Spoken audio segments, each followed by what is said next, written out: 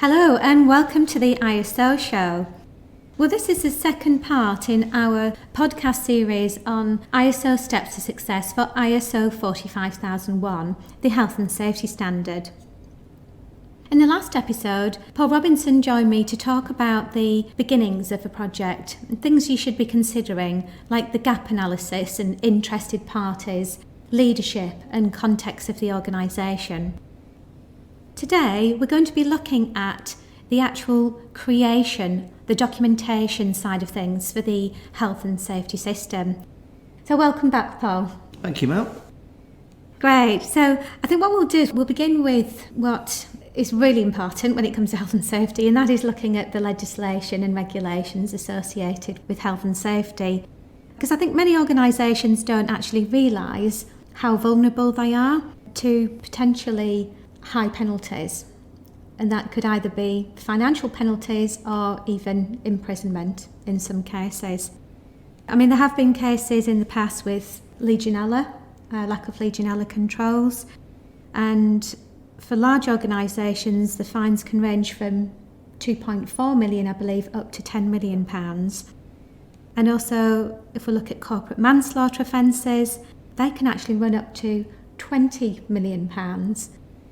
So these are significant fines that could put an organisation potentially out of business. But I think what is really important to understand is that they're neglecting employees potentially because they're putting them at risk, and also other interested parties that might be visiting their premises or are associated with the work that that company is carrying out.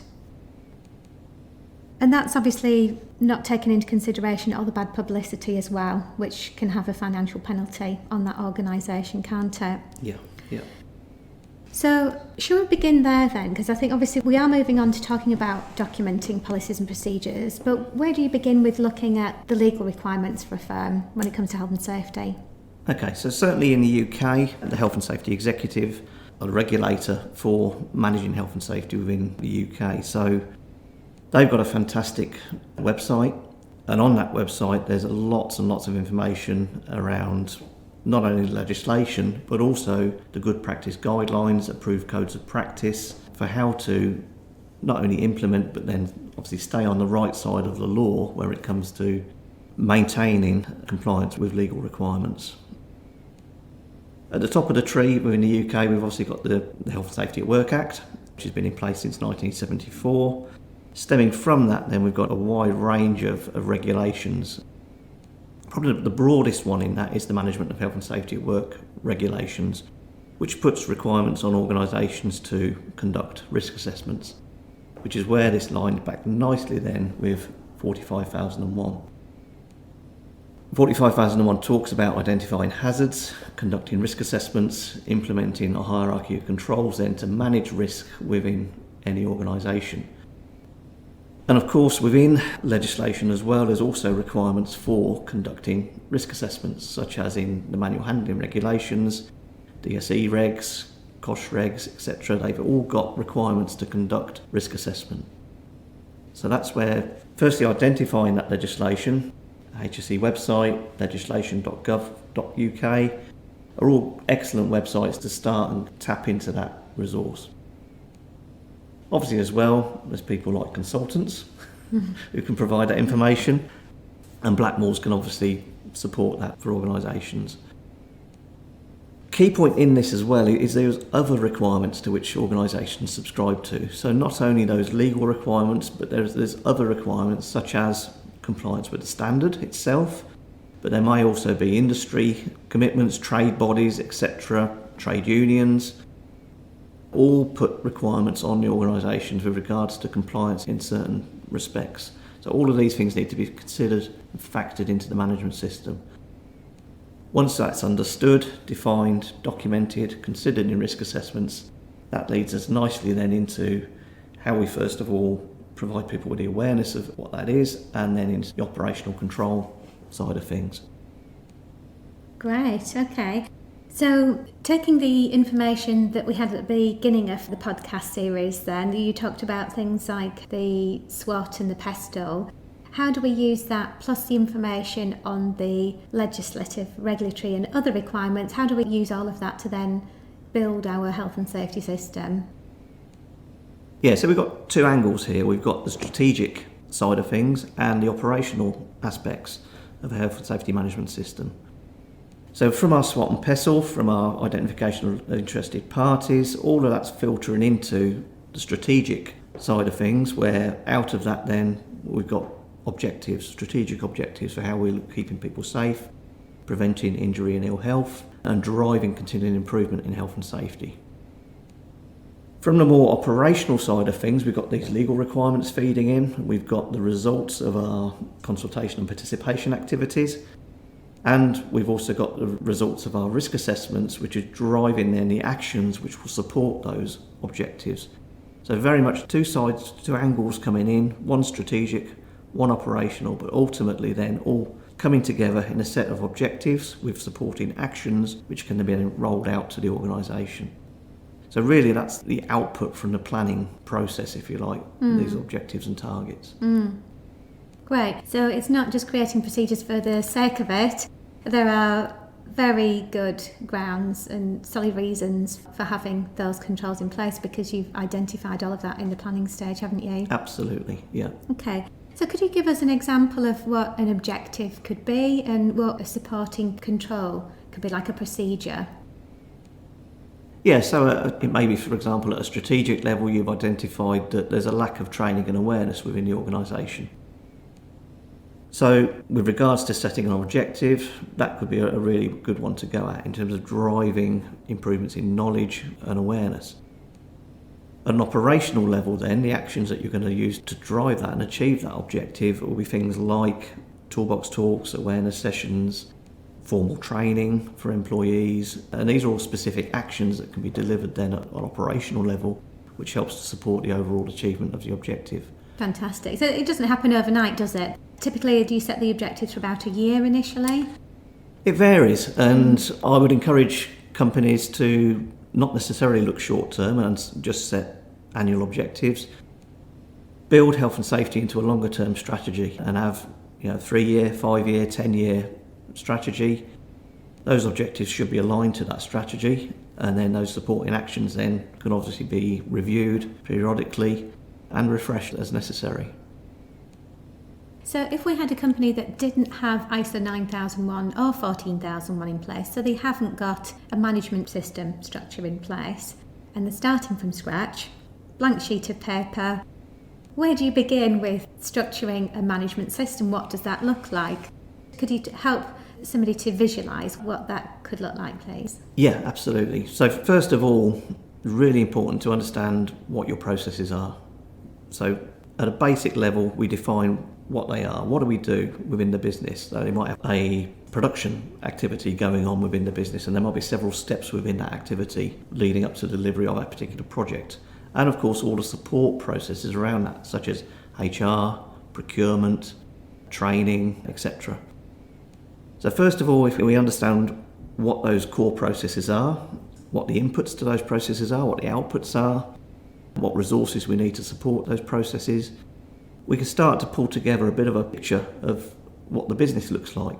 Around that then we can draw the boundaries of the management system and what sits within the management system and what sits outside it. That's a very good point actually, Paul, because this is where we look at the scope, isn't it? Absolutely. Yeah, so why is that so important?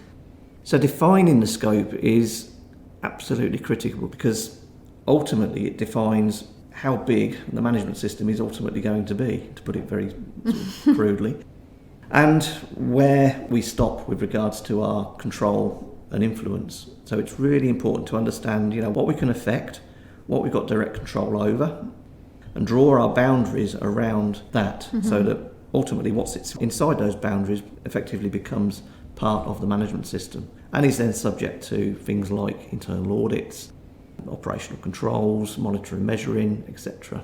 So defining the scope and is really important. Okay, so I'm just going back to that question that I asked about sorry because I interrupted you there on the scope, but obviously it's quite an important point when you're looking at, okay, so how big is this management system going to be? What's it going to be covering? Is it covering these services, these sites, these locations, these countries? Yeah.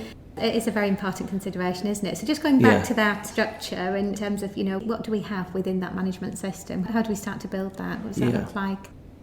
So once we've then established what those processes are and the scope and boundaries around that, also importantly actually, coming back to the scope and boundaries question, we also need to consider where the risk is. There's no point in establishing for our construction company, for example, the scope and boundaries around head office activities if all the risks on site. Exactly. Yeah. Good point. So it's really important to factor that in and understand within our processes where the risk is.